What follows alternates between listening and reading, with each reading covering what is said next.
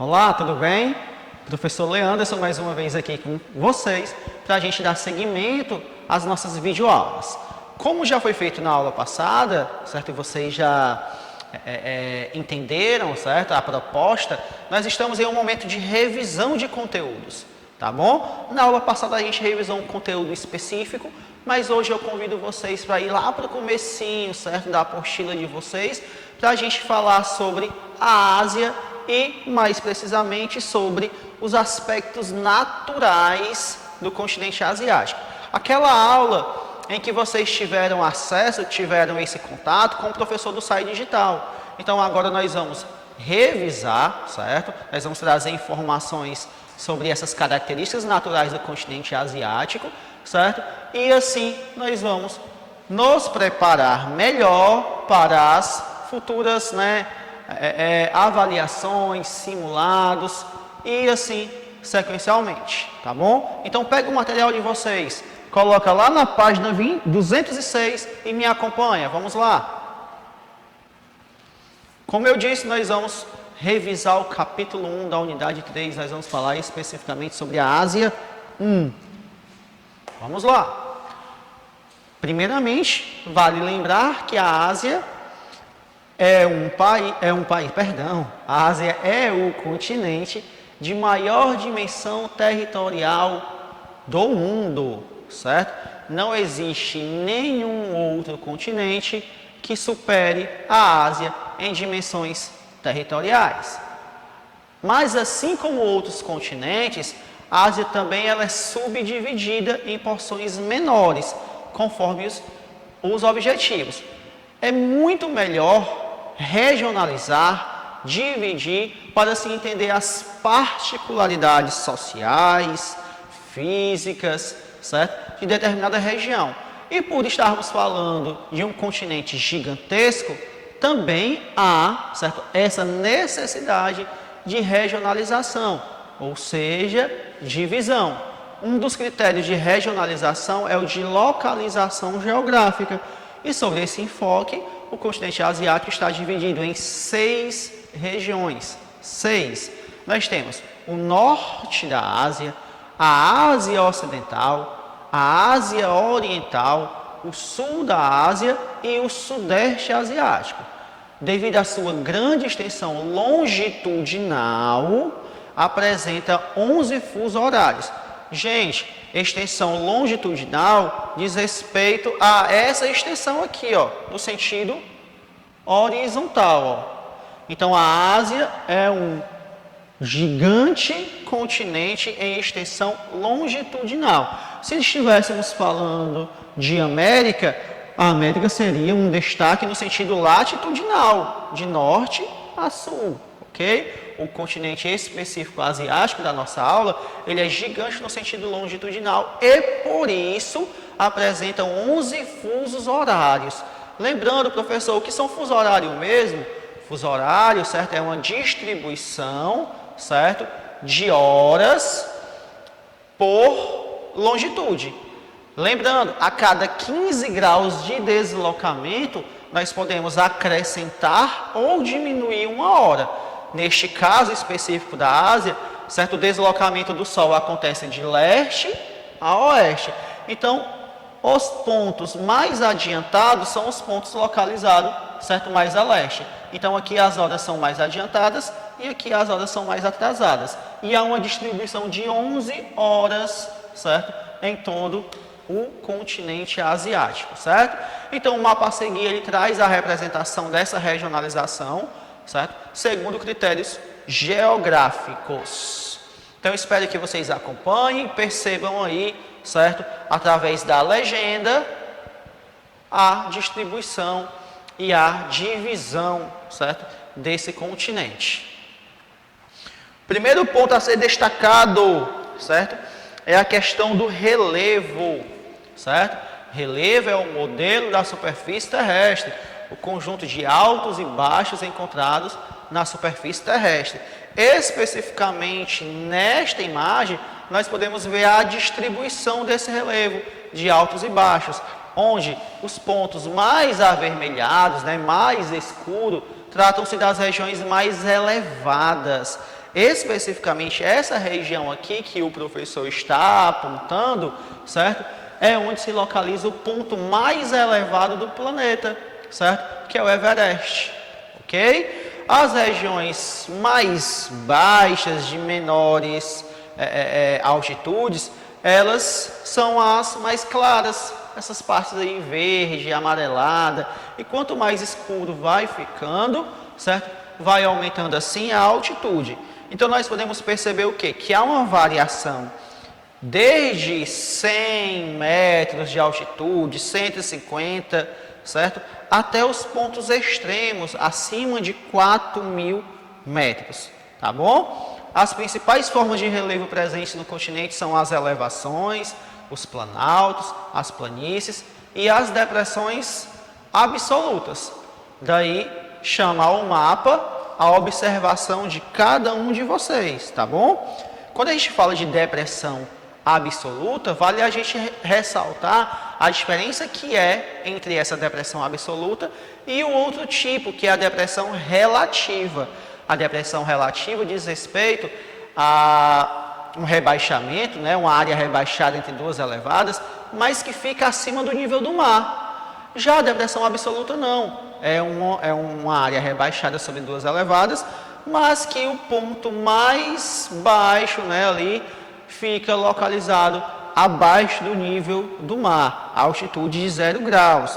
Daí nós temos, por exemplo, o Mar Morto, né, que é localizado entre a Jordânia e Israel, no Oriente Médio, certo? Que é alimentado pelo Rio Jordão, é classificado como uma depressão absoluta, pois está a 395 metros abaixo do nível do mar. Gente, 395 metros abaixo do nível do mar. 395 metros, pessoal, é aproximadamente a altitude da Serra da Pacatuba. A Serra da Pacatuba tem um pouco mais de 400 metros. Quem ali já subiu, foi até o açude lá em cima, o Boaçu, nós sabemos que ele tem algo em torno de 420 a 440 metros de altitude. Então, essa depressão absoluta que nós estamos falando, certo? Corresponde a praticamente a mesma dimensão, só que para baixo, tá bom? Então, ó, as elevações podem ser percebidas através das cordilheiras, como eu falei anteriormente, né? Nós temos a cordilheira do Himalaia, certo? Que é a principal, certo? Que está localizada entre os territórios do Paquistão, Butão, Nepal e a China, certo? Lá nós encontramos o Monte Everest, que é o ponto culminante e que tem quase 9.000 metros de altitude. Quase 9.000 metros de altitude, certo? A formação dessa cadeia de montanhas está relacionada ao quê? Ao confronto entre placas tectônicas. Eu sei que vocês lembram, pois o professor falou bastante na sala de aula sobre esses movimentos de placas tectônicas.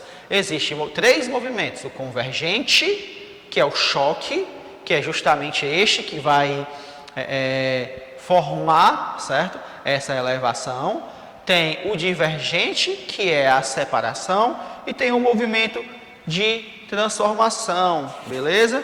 Que é ali eles se chocando de forma lateral, tá bom?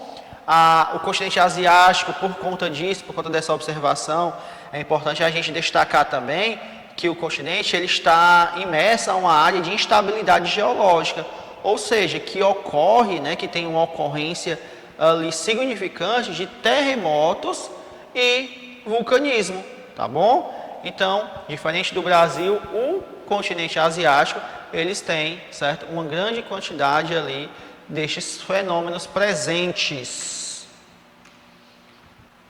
Vamos falar um pouquinho agora sobre recursos minerais, tá? E aqui nós temos o destaque do quê? Do mapa que vai falar sobre gasodutos e oleodutos. Reparem, certo, nessa imagem que você pode acompanhar na página 211, que nós temos ali caminhos de importantes oleodutos e gasodutos, certo? Principalmente localizados nas regiões do norte do continente asiático, tá bom? Os recursos minerais, certo? Estão diretamente relacionados à estrutura geológica da região, tá? Um dos principais recursos, certo, encontrados na Ásia e procurados no mundo, trata-se do petróleo, que é um dos mais importantes recursos, né? Um dos mais significativos e que nós encontramos em abundância no Oriente Médio. Já o gás natural, certo? Nós vamos encontrar ali nas regiões próximas ao Mar Cáspio, certo? Turcomenistão, Uzbequistão e a própria Rússia, certo? A produção de gás na Rússia é responsável por 8% do PIB do país, certo? Para vocês verem o quanto é importante essa produção no território asiático. Outro ponto a ser destacado, certo? É a variação climática, né? É a diferença existente nos climas no continente asiático. Devido à dimensão territorial, nós podemos observar alguns climas quentes, alguns climas temperados, climas de altitude e climas frios. Reparem bem nesta imagem na distribuição. Lá na parte ao norte, logicamente, nós temos essa parcela aqui, ó, que é a maior parte, né, de atuação climática dentro do continente. Então, que tipo de clima é esse? É um clima frio, certo? E nós podemos reparar do lado, certo? E fazer uma associação, ó. A cada condição climática, nós vamos ter o quê? Uma vegetação específica. Na área de atuação do clima frio, que tipo de vegetação nós vamos encontrar? Floresta de coníferas, aquela floresta em formato de cone triangular, certo? Adaptada à condição climática, certo? Para que a neve não venha a derrubá-la, como já também falaram em sala de aula para vocês. Então, nós temos uma grande variedade climática e, consequentemente, nós temos também uma variabilidade por conta da vegetação. Na verdade, a vegetação é um espelho do clima. Você olha esse mapa, observa este e você percebe que há grandes aproximações. É bem similar. Para a gente fechar, certo? Devemos destacar também a questão da hidrografia, certo? A rede hidrográfica da Ásia, assim como o clima e a vegetação, apresenta características diversas, ajudando a formar paisagens do continente. A maioria dos rios nasce na Ásia Central, pelo predomínio das áreas montanhosas, e neste mapa nós temos aí, certo, a hidrografia do continente. Os principais rios encontrados, certo, é o rio Huanghe, que é o rio amarelo, o rio Yangtze, que é o rio azul, que nascem no Tibete, ok? Então, dois dos rios mais importantes do continente asiático, assim como o rio Ganges, certo? Que tem suas nascentes também no planalto do Tibete, e é muito importante para os hinduístas, que consideram esse rio um rio sagrado, um deus, certo? Fazendo parte de uma bacia densamente povoada. Como também nós temos o rio Brahmaputra, certo? Nós temos o rio Mekong, nós temos o rio Indo como os principais rios da região, beleza? Então, certo? Nós vamos ficar por aqui nesta revisão. Convido vocês a realizarem as atividades propostas na agenda, certo? Espero que vocês façam um bom proveito desse conteúdo, realmente, né, deem uma aprofundada, certo? Realizem as atividades e a gente se encontra em breve nas nossas próximas aulas. Um grande abraço.